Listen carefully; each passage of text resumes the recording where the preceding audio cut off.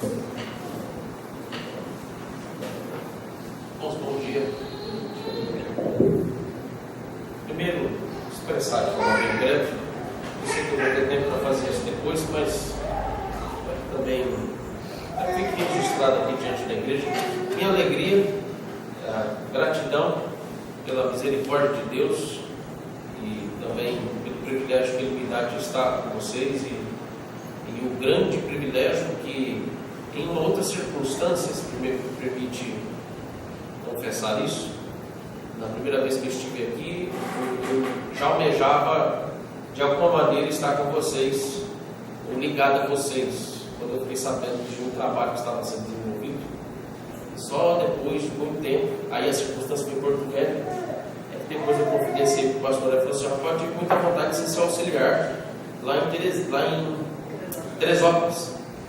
Primeiro porque eu gosto de lugar frio, vocês já perceberam isso? Em segundo lugar porque eu fiquei muito, de certa forma, muito encantado com o trabalho que estava sendo desenvolvido ou está sendo desenvolvido lá. Então, mas Deus nos direcionou em uma outra circunstância e Ele tem sido bom para conosco, e eu quero dizer da alegria e privilégio de poder servir como ministro da palavra e da alegria de alguma maneira poder, naquilo que nos for possível, pastorear os irmãos, mesmo que à distância, auxiliando o reverendo Aurélio. O pastor de vocês é o reverendo Aurélio, mas desde já eu peço que os irmãos orem por nós. Lá a nossa congregação, ela em circunstâncias desfavoráveis, Deus tem feito coisas que eu não esperava acontecer, e que Deus tem abençoado e fortalecido os nossos irmãos lá, e eu sei que vocês têm sido um grande esteio para nos dar suporte em relação a diversos aspectos, e principalmente espiritual. Sei do cuidado de vocês em orar por nós. Lá também temos orado por vocês. Bom, deixo aqui o meu, em nome da congregação presbiteriana Aliança Reformada, a saudação e o desejo de que os irmãos cresçam espiritualmente, sejam edificados na palavra. Então, feita essa primeira parte, eu gostaria que você abrisse a sua Bíblia em Números capítulo 11. Números capítulo 11, tanto agora pela manhã como também à noite, eu farei a exposição do capítulo 11 de Números, os versos 1 ao 9. Então nós teremos dois momentos em que, na exposição dessa passagem das Escrituras, nós vamos tratar de três pontos aqui que são essenciais e importantes em relação ao que o texto está nos mostrando aqui. Números capítulo 11 até o capítulo 14, você vai perceber, eu peço que você depois em casa leia, sendo oportuno para isso. Você vai ver que na sequência, até o capítulo 14, 15, basicamente o assunto ele segue no mesmo percurso, quando o povo de Israel, por meio das murmurações, eles se levantaram contra Deus. Aquela primeira geração que saiu do Egito, e com eles saiu uma turma também chamada de populacho. Depois nós vamos entrar nesse ponto, mas ali começou todo um processo em que Deus expôs o coração daquela primeira geração que saiu do Egito aos pecados e aos desejos de rebeldia e idolatria deles. Nós vamos ver aqui três pontos que são essenciais, pelo menos só nesses versos, expondo aqui todo o percurso. A gente tem muita riqueza de informação, mas ao mesmo tempo as aplicações aqui elas são bem extensas, mas eu quero me deter a três pontos. Hoje de manhã eu gostaria de, na exposição desse texto, considerarmos o problema da murmuração. Obviamente ver aqui o que é a murmuração, a natureza da murmuração e o problema da murmuração. O que significa isso aqui? Segundo, depois nós vamos ver no percurso, no sermão à noite, nós vamos averiguar dois outros pontos. E o terceiro, inclusive, que é o essencial. Porque senão não tem valer nenhum a gente verificar esse primeiro. Se identificamos o problema da murmuração e saber qual é a gravidade, a seriedade disso, nós vemos também, primeiro, o que Deus faz com aqueles que murmuram. Se sério, a tensão aumenta. E logo na sequência nós vamos ver que aqui é o ápice, que nós vamos ser alimentados pelas Escrituras, com a saída para aqueles que murmuram. qual a saída para aqueles que murmuram. Ok? Vamos à leitura da palavra de Deus, Números capítulo 11, a partir do verso 1.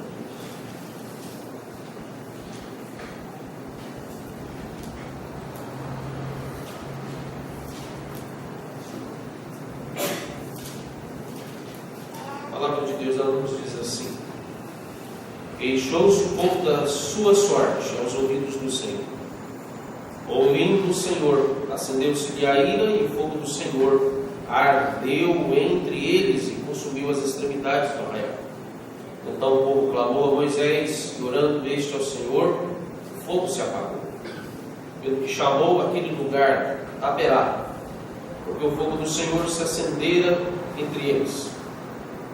E o populacho que estava no meio deles veio a ter grande desejo das comidas dos egípcios, pelo que os filhos de Israel tornaram a chorar e também disseram: quem nos dará carne a comer? Lembrando-nos dos peixes que no Egito comíamos, de graça, dos pepinos e dos melões, dos alhos silvestres, das cebolas e dos alhos. Agora, porém, seca-se a nossa alma e nenhuma coisa vemos senão este maná. Era um maná como semente de coentro e a sua aparência semelhante à de bidélia. Espalhava-se o povo, colhia, e em moinhos o moía, ou no grau pisava. Em panelas o cozia, e dele fazia bolos, e o seu sabor era como de bolos amassados com azeite. Quando de noite descia orvalho sobre o arraial, sobre este também caía maná. Amém. Irmãos, em qualquer instância da vida do homem, nós deveríamos considerar o problema da murmuração um pecado extremamente grave e perigoso. Eu digo isso por dois motivos. Primeiro, de maneira muito clara, quando a gente vai aqui à questão do problema da murmuração, a gravidade desse pecado, é porque a murmuração ela nos lembra que é uma expressão de duas coisas que Deus abomina com todas as suas forças. Nós não podemos nem sequer medir as forças de Deus, porque Deus, Ele é grande, Deus é infinito em seu poder. Então, duas coisas que Deus abomina com todas as suas forças. Primeiro, a rebeldia. Em segundo lugar, a idolatria. A murmuração, logo de imediato, entenda que ela é a expressão dessas duas coisas abomináveis: rebeldia, idolatria. As duas coisas elas estão entrelaçadas, elas são inseparáveis. Você pode averiguar em 1 Samuel, quando Samuel trata desse problema em relação a Saul. Ele diz que pecado de rebeldia é equiparado a pecado de feitiçaria. Então, nesse sentido, esses dois pecados são aqui considerados abomináveis diante de Deus, e quando elas possuem êxito, atente-se a isso, quando elas possuem êxito, seja na família, seja na igreja, ou mais ainda, irmãos, quando isso se aplica à nossa sociedade de modo geral. Então pense nessas três instâncias que envolvem aí em que estamos inseridos, nós como seres humanos, homens e mulheres. Então, quando elas atingem essas três instâncias, as consequências elas são as mais aterrorizantes possíveis. Desde aí do episódio da adoração ao bezerro de ouro, quando Deus havia castigado severamente o seu povo, os israelitas, eles pareciam, naquele momento, até que se cheguemos aqui a Números 11, pareciam que eles estavam caminhando bem. Parecia que eles estavam caminhando bem, e até de certa medida estavam caminhando bem. Estavam tendo todas as instruções, as ordenanças prescritas por Deus. Houve um tempo em que o povo de Israel estava aberto a ouvir, estava aberto a obedecer, a serem gratos por todas as obras grandiosas que Deus havia feito a favor deles, desde lá da saída do Egito até o momento em que eles se encontravam agora no deserto. Só que aqui em Números capítulo 11, nós temos um divisor de águas entre esse primeiro período e curto período, e o início agora de uma fase que se torna obscura do povo de Israel. Eu me adianta aqui dizer que todas as vezes que a murmuração é percebida, torna-se essencial que estejamos prontos a combatê-la na mesma medida, na mesma força que ela se manifesta. Perceberam o problema da murmuração? Então, em primeiro lugar, a gente precisa ser exortado sobre isso. Na mesma força com que ela se manifesta, é na mesma medida que nós devemos combatê-la. E por vezes, infelizmente, diante dessa realidade, a murmuração ela pode ser confundida com duas coisas. O primeiro problema é esse, ela pode ser confundida com duas coisas. Primeiro, pelo fato de pensarmos que nós temos o direito de reivindicar coisas que são básicas e necessárias. Se você observou bem aí o contexto, aqui no início do texto, quando ele diz que o povo se queixou da sua sorte. Sorte é a palavra de situação, condição em que ele se encontrava. Em segundo lugar, a murmuração ela pode, ou muitas vezes é confundida com o fato de você lamentar. Os salmos estão cheios de lamentos. O saltério está cheio de lamentos, como também muitos outros textos, até no livro completo das Escrituras, como é chamado, Lamentações de Jeremias. Então, lamentar às vezes é confundido com murmuração. Eu não vou me deter ao ponto que venha a ser lamentação, e a gente vai ver isso um pouco mais para frente. Mas tomemos cuidado com isso, porque essas duas coisas não podem ser confundidas quando temos aqui a linha tênue entre murmurar ou lamentar, ou até reivindicar algum direito básico que é necessário a nós. Nós vivemos uma época em que as duas coisas elas se misturam na mente das pessoas, principalmente dentro da igreja. Os protestos, manifestações em massa, seja contra autoridades, governos, instituições públicas, são claro exemplo do que significa aqui essa confusão. Desde uma criança que exige de seus pais, por exemplo, ela exige de seus pais que ganhem um presente no final do ano porque ela passou de ano, sendo que na verdade a gente sabe que ter feito tudo isso não passou mais do que uma sua obrigação. E que se ganharmos um presente, porque pelo que deveríamos ter feito e fizemos, é simplesmente expressão de um bônus, apenas para que sejamos motivados a nos mantermos em obediência à nossa obrigação. Mas é uma obrigação, você tem que fazer independente do prêmio ou não. Mas desde uma criança que talvez exija dos seus pais um bônus, um presente, porque ela passou o dia na escola, ou porque uma esposa exige do seu marido alguma recompensa por ela ter lhe agradado ao bajulado, como ele gosta. Mais intenso ainda, irmãos, a discussão sobre este ponto fica acirrada quando nós entramos no mérito de situações que são calamitosas, como é o caso que rodeia aqui todo o percurso de Números 11 até o capítulo 14, quando elas ficam mais calamitosas, quando elas tornam mais ainda intensas as dificuldades, principalmente, como aqui é o contexto, envolvendo uma nação, uma população de modo geral. Então, este aqui foi o caso do povo de Israel, como você pode observar, volte os seus olhos ao verso 1, como ele vai dizer o seguinte, verso 1 diz aí, mantenha a sua Bíblia aberta, porque eu vou estar expondo, analisando o texto, eu gostaria que sempre a gente vai se voltar e olhar aí para o texto. Me permite um adendo aqui, no sermão, apesar de estarmos descansando no Senhor, a nossa alma está sendo descansada das coisas dos 6 dias, mas aqui nós estamos, em certa medida, exercitando e trabalhando espiritualmente a nossa mente. Então nós vamos trabalhar junto aqui. Nessa perspectiva de analisar o texto, entender o que o texto está nos mostrando, então foque o máximo que você puder da sua atenção. Olha o que o verso 1 diz. Queixou-se o povo da sua sorte aos ouvidos do Senhor. Queixa aqui, vamos deter primeiro essa expressão, ela significa literalmente murmurar mesmo. Queixar, murmurar. Só que para que tenhamos aqui uma noção clara do que significa aqui a murmuração, eu gostaria que você fosse para Êxodo capítulo 3, perdão, Êxodo capítulo 16. Êxodo capítulo 16. Verso 3. Verso 3.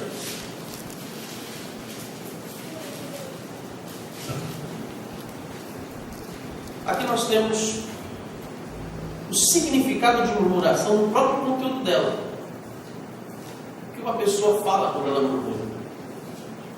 E mais ainda, você percebe que a situação se complica porque não é uma pessoa só que fala. A murmuração ela tende a se espalhar, ela tende a contaminar todo um grupo de pessoas. Olha bem aqui o conteúdo e vejamos o que é a murmuração aqui de forma um pouco mais precisa. Ele diz o seguinte: povo de Israel, de novo, reclamando: quem nos dera tivéssemos morrido pela mão do Senhor. Muita coisa que não precisa ser explicada, né? Olha o tom das palavras do povo de Israel. Imagine você dizer isso imagine você filho. Eu sou filho.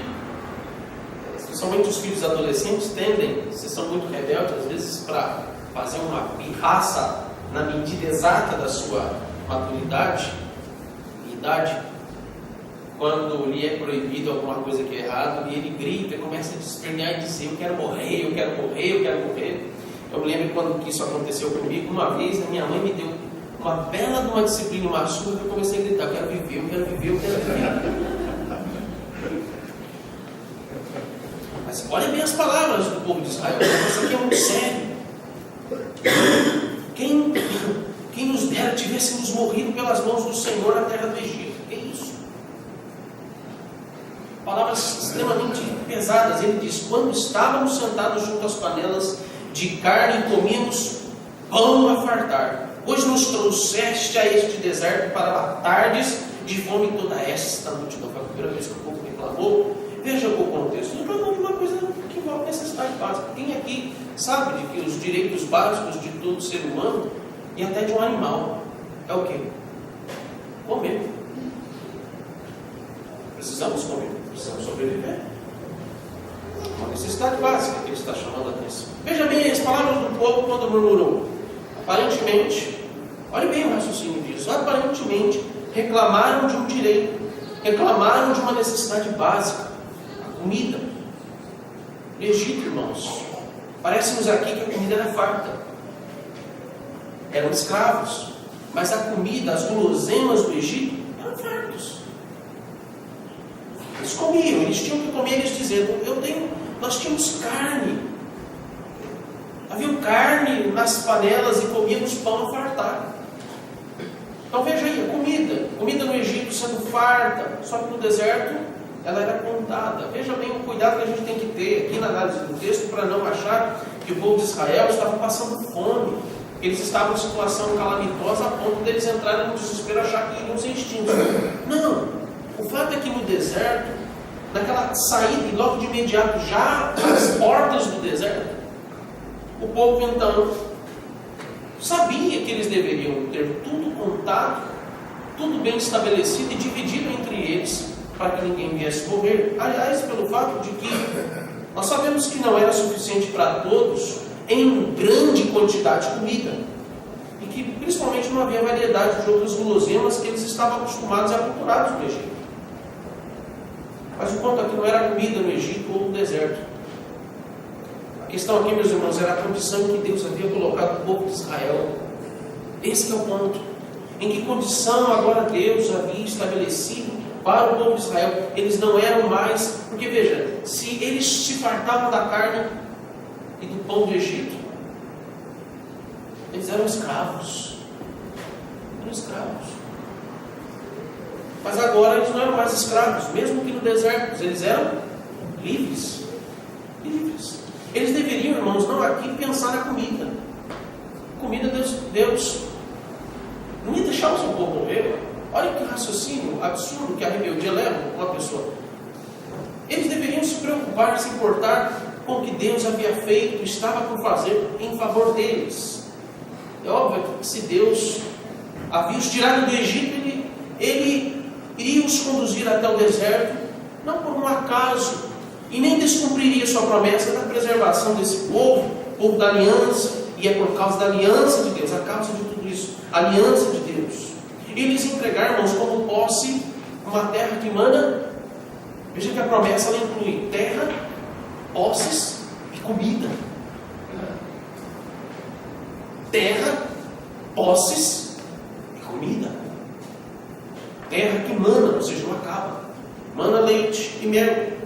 Na verdade, irmãos, o que eles queriam: carnes e guloseimas do Egito para se fartarem. Não é porque eles precisavam de comida, mas é porque eles precisavam se fartar desordenadamente. A palavra desordenadamente eu quero que você entenda como idólatras. Os idólatras se fartam desordenadamente. descontroladamente. O carnaval que o diga. Por isso que aquela figura simbólica do carnaval, que representa o carnaval romano, ele é obeso, gordo.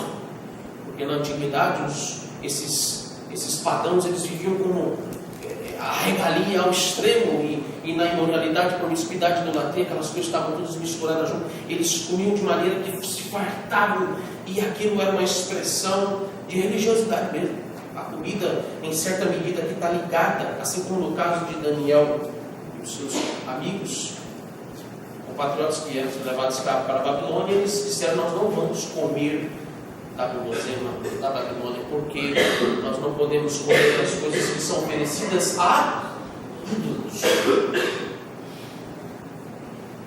E o contexto aqui é o mesmo quando se aplica essa motivação do povo de Israel. Eles queriam, na verdade, ter o mesmo padrão de vida.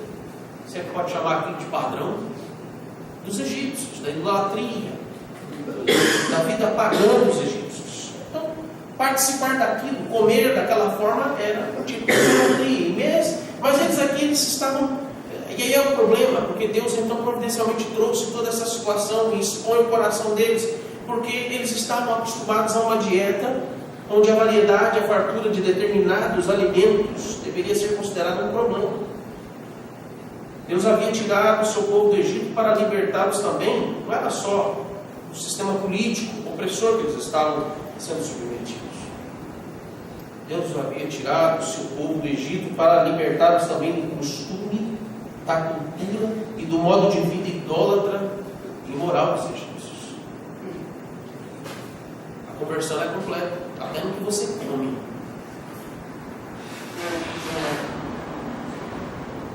Até no que nós comemos e bebemos. Quer comais, quer bebais, ou façais qualquer outra coisa.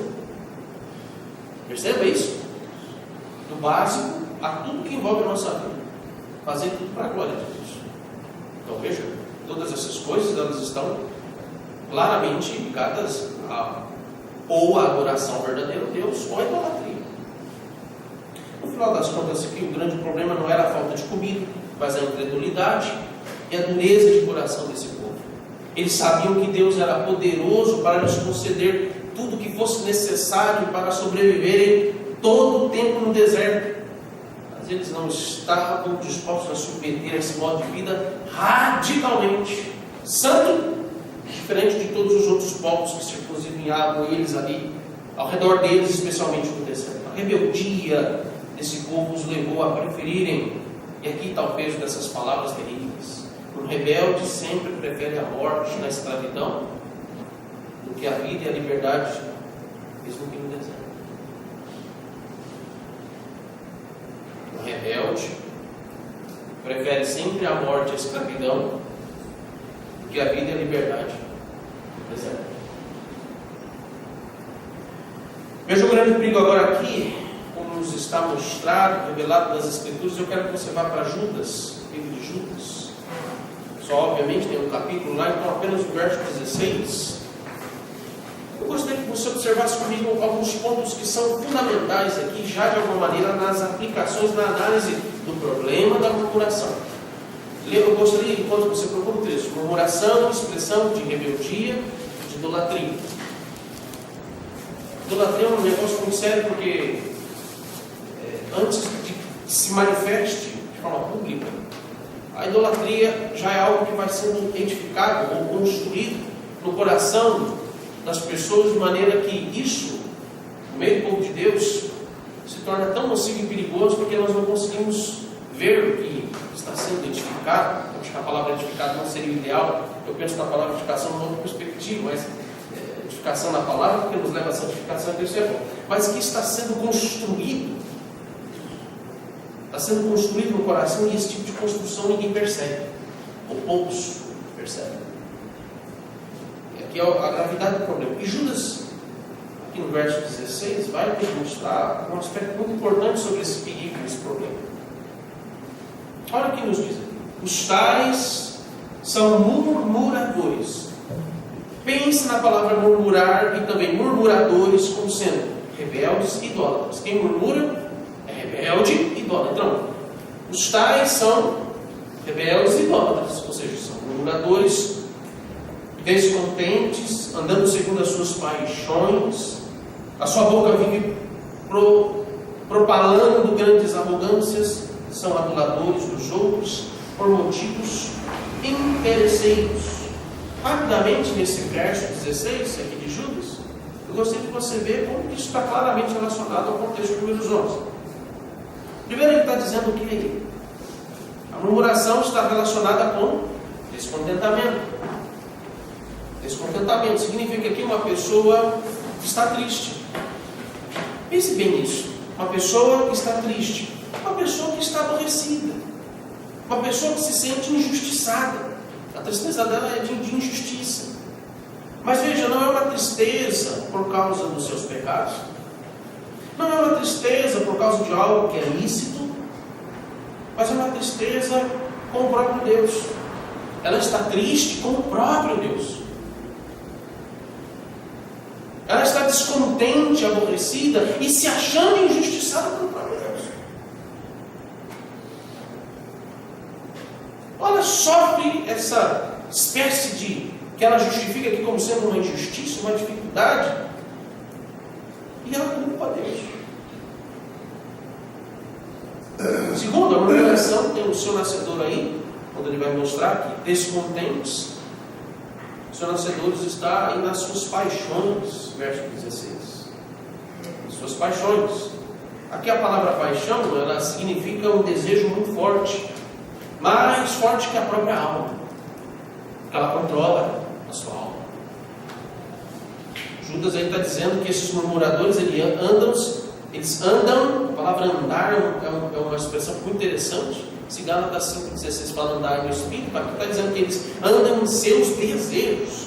Paixão aqui não é apenas um desejo forte por si mesmo, mas é um desejo que causa um intenso sofrimento na alma dessa pessoa, porque leva a qualquer custo lutar por aquilo que ela está tanto desejando em seu coração. Enquanto ela não tiver aquilo que ela tanto deseja no seu coração, aquilo vai consumindo as suas forças, a sua consciência, em todos os planos e tramas que ela pode ter para alcançar o que ela não quer. Não é o perigo disso? Mas é um problema da murmuração. E você tem um terceiro ponto aqui, a murmuração sendo apontada no texto aqui como uma... Veja, em primeiro lugar, nós vimos descontentes, tristes com Deus, aborrecidos com Deus. Depois, o desejo descontrolado do seu próprio coração. Não sei se você já viu uma pessoa quando ela está... Pensamos aqui, uma moça, quando ela está apaixonada por um rapaz, ou às vezes vice-versa, a situação é mais ainda complexa, quando você vê um rapaz descontroladamente apaixonado, ou seja, está dominado em seu coração por aquela moça.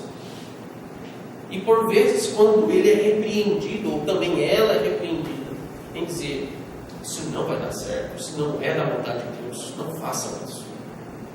Não se case com ela, ou não se case com ele. Mas devido a esse desejo, paixão significa um desejo que traz agonia e dor no sofrimento, porque você não pode ter o que os mundanos chamam de paixão platônica. Os mundanos chamam dessa forma, mas o que a Bíblia chama de concupiscência da carne.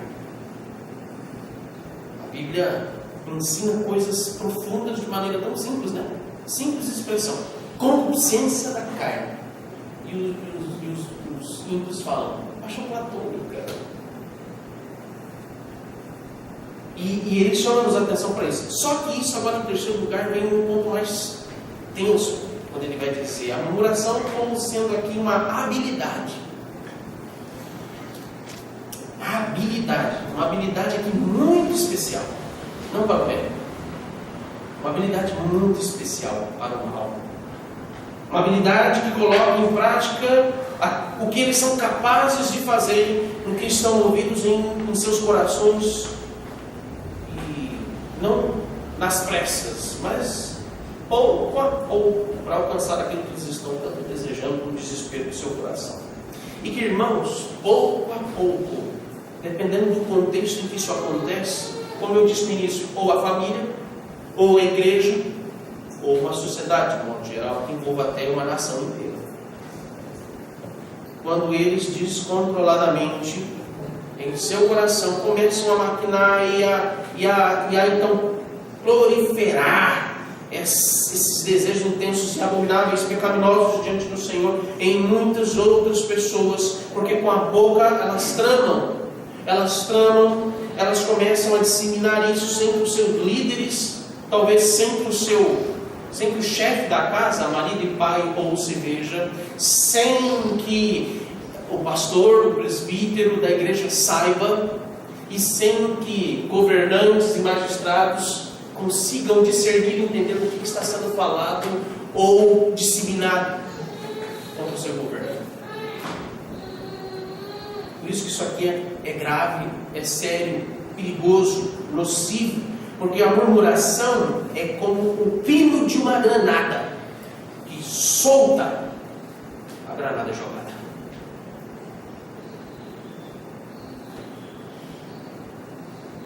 A murmuração é esse pino que solta, ou alguém dá solta.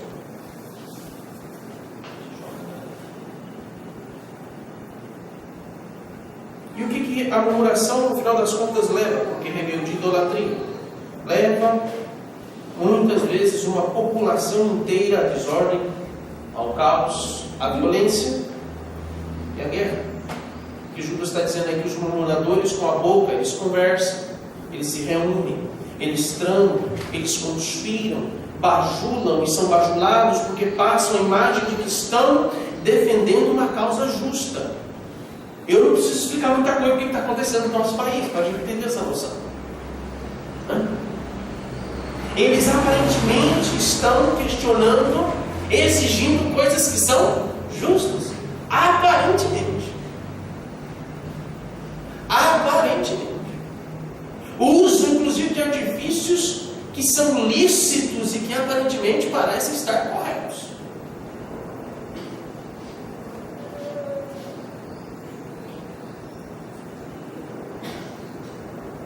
A palavra murmurar na sua essência, se você for para o verso 1. O verso 1 aqui de Números 11 vai dizer uma coisa interessante sobre o que envolve o contexto aqui do uso dessa expressão. Aqui no verso 1, quando diz que o povo se queixou da sua sorte. O texto não está dizendo que o povo se queixou nem ao Senhor, e que o povo não se queixou com Moisés. Como é que o povo se queixava? Uns com os outros. A palavra murmurar, ela literalmente significa, irmãos, cochichar, sussurrar o que está no seu coração, ou cochichar e sussurrar com outras pessoas. Homens fazem suas reclamações, tramas, não em público, até porque a murmuração é coisa de covarde, é coisa de gente frouxa, se me permite a expressão. Porque o rebelde, ele trama por trás, ele não expõe aquilo que ele pensa diante de todos. Eles tramam em secreto uns com os outros, e provavelmente, irmãos, entenda que uma situação séria, né, diante desse contexto. Provavelmente Moisés não ficou sabendo. Eu diria certamente, ele não ficou sabendo, não ouviu a queixa do povo. E eles não foram diante de Deus ouvir a queixa do povo. Mas há um detalhe no verso 1 que eu quero que você se atente. O verso 1 nos diz: ouvindo o Senhor, acendeu-se a ira e o fogo do Senhor ardeu entre eles e consumiu as extremidades do arraial. Eu disse para você, nós verificamos aqui, melhor dizendo, que lá no início, que a murmuração ela deve ser combatida, seja na família, seja na igreja, e principalmente no contexto que é mais complexo isso, mais difícil, seja no contexto da sociedade de modo geral, na mesma medida com que ela também vem com todas as suas forças. Você entende com que força a murmuração atua contra nós, e principalmente quando ela atua contra o próprio Deus, e com que devida força ela deve ser tratada, porque veja, o próprio líder desse povo, o próprio governante desse povo não estava ouvindo as queixas do povo. E aonde eu quero lhe trazer à tona aqui um outro detalhe extremamente importante aqui no capítulo 11. Então pegue a sua Bíblia e, por favor, vá ao verso 10 até o verso 15. Aqui nos versos 10 ao 15 nos fica claro que a murmuração ela não atinge uma parcela de pessoas, mas a murmuração, quando já estabelecida, ela provoca uma reação em cadeia de atingir praticamente todas as pessoas daquele meio. E eu vou lhe lembrar aqui agora, dos versos 10 a 15, que líderes, governantes, pastores, presbíteros, diáconos, pais e maridos, que são líderes, também de alguma forma são influenciados, ou eles também participam, a palavra melhor é essa, eles participam de tudo isso, de toda essa rebelião e reclamação contra Deus. Verso 10. Então Moisés ouviu chorar, agora ele ouviu. Antes ele não tinha ouvido. Ouviu chorar o povo por famílias, cada um à porta de sua tenda. Porque agora sim, o povo começava a tramar em secreto. Eu não vou entrar no mérito de como que Deus tratou isso, porque nós vamos ver isso à noite. Mas eu quero que você entenda que agora o processo aqui ele se intensificou mais, porque se o povo entendeu que não podia tramar contra Deus, eles agora vão até Moisés e começam a reclamar com Moisés. Começam até eu diria que muitas das reclamações eram necessárias. Mas eram necessárias. Moisés deveria ouvir com toda a paciência. O papel dele era de mediador. Ele deveria ouvir com toda a paciência cada uma das reclamações, assim como nós, pais, maridos, ministros da palavra, presbíteros e diáconos, e os governantes e magistrados devem ouvir com paciência a causa do povo. O que está acontecendo? E olha o que diz o texto. Então Moisés ouviu chorar o povo por famílias, cada um à porta de sua tenda, dizendo, mas a murmuração continua. Quem nos dará carne a comer? Íamos bem no Egito. Mas peraí, como vocês iam bem no Egito? Vocês eram escravos. E eles dizem, íamos bem no Egito, pelo que o Senhor vos dará carne. Perdão. Verso 11, desculpa, eu fui para o verso aqui, 18, verso 11. Cada uma porta da sua tenda, e a ira do Senhor grandemente se acendeu e apareceu mal aos olhos de Moisés. Apareceu mal aos olhos de Moisés. Disse Moisés ao Senhor. Mas Moisés achou ruim que de novo Deus ficou irado com a murmuração do povo. Disse Moisés ao Senhor, por que fizeste mal ao teu servo, e por que não achei favor aos teus olhos, visto que puseste sobre mim a carga de todo este? Essa palavrinha que ela faz uma diferença muito grande no modo como ele trata aquilo que Deus designou a ele. Este, como assim como uma criança, quando ela está diante de um prato de comida. Veja, nós pais temos a responsabilidade de tratar desde pequenininho dos nossos filhos. Está diante do prato de comida, Levi e Natan, eles precisam ser educados nisso. Os nossos filhos pequenos devem ser educados nisso. Ele olha para o prato de comida e diz, não gosto. Dá no mesmo peso da expressão e diz, esta comida. Desdém, desprezo. Moisés olha para o povo e não teve paciência, não teve complacência. E ele diz, este povo, concebi eu porventura todo este povo, dei-o eu à luz para que me digas, leva-o ao teu colo como a ama leva a criança que mama, a terra que sob juramento prometeste a seus pais. De onde teria eu carne para dar a todo este povo? Pois chora diante de mim dizendo, dá-nos carne que possamos comer.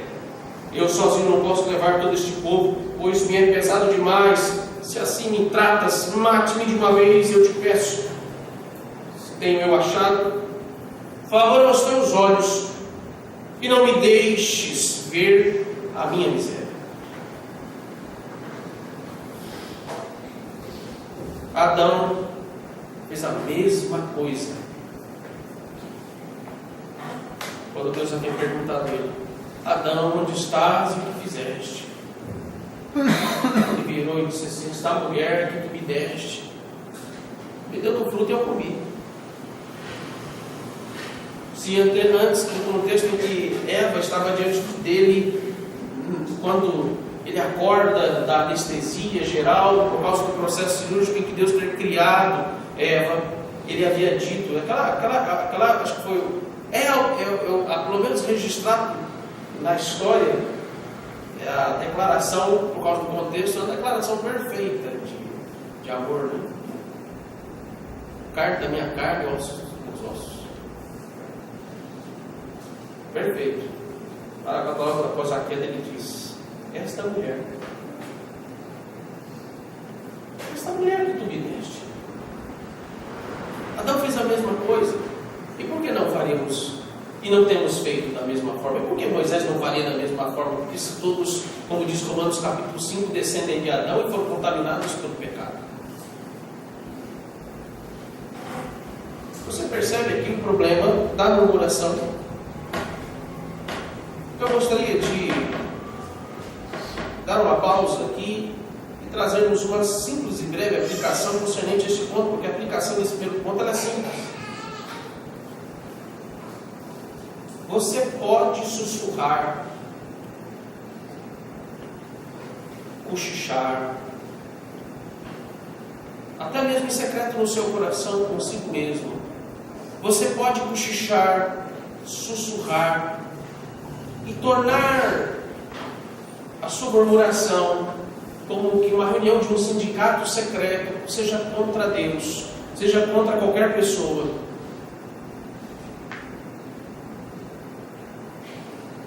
E os seus líderes, eles não ouvirão, seja porque eles estão negligenciando a necessidade de ouvir, ou seja porque realmente em alguns momentos, ou vários momentos, nós não temos condições de ouvir tudo, não sabemos de tudo, não estamos em todos os lugares ao mesmo tempo. Você pode cochichar, sussurrar, tramar, e nós não vamos ouvir, os nossos líderes não vão ouvir.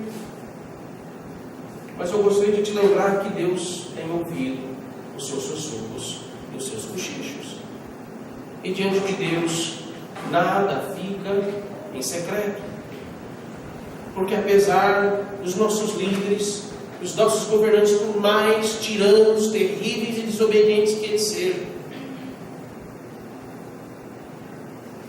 o que eles são reflete exatamente o que o nosso coração está cheio, porque eles estão lá pelas mãos, pela boca de quem os colocou.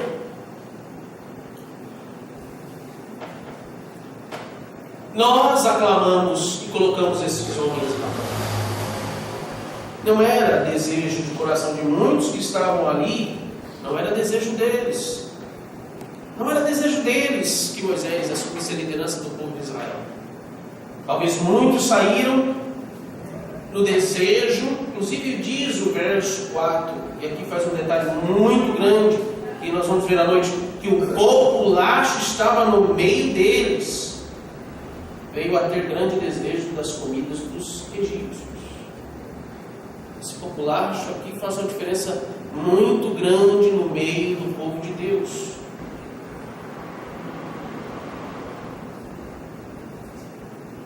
Você pode sussurrar, você pode cochichar, para que ninguém ouça, mas Deus tem ouvido o que você, em silêncio, tem gritado e tem se revelado no seu coração.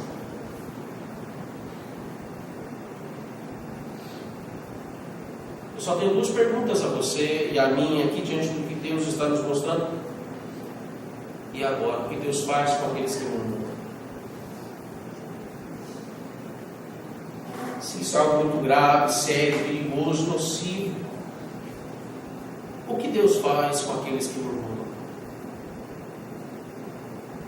E a pergunta que eu tenho aqui no final é uma só: e qual é a saída para aqueles que murmuram? Qual é a saída para aqueles que murmuram? Amém. Vamos orar.